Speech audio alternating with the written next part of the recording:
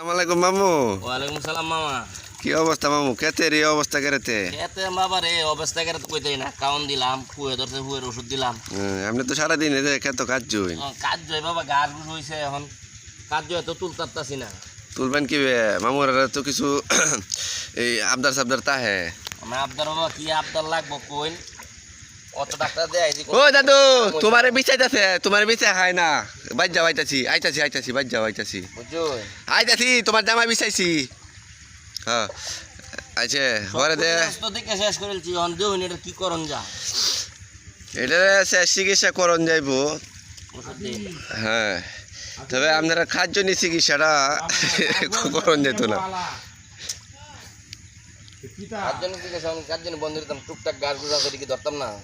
হ্যাঁ ধরবাইন, সমস্যা নাই। দৌড়ে দিতেছি, এখন দেউন অবস্থা।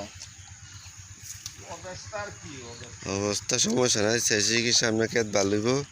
তবে মিলাত করানি লাগবো কিছু। মিলাত বাবা হরাইলে হরাইলাম, এটা এটা আপনি মনে করেন মিল্লাতের ক্ষেত্রে থাকা। মিল্লাত যদি করেন তা ক্ষেত আপনি রাইতে ভালো হইব, সমস্যা নাই। মিলাত করাইলাম, 1000 টাকার ওষুধ দিলে ওর কে ঠিক করতেছি না, 200 টাকার মিষ্টিটা ঠিক করে তারি আলহামদুলিল্লাহ। আলহামদুলিল্লাহ 200 টাকা না, আমরা 100 টাকা খাওয়াইলে হইব।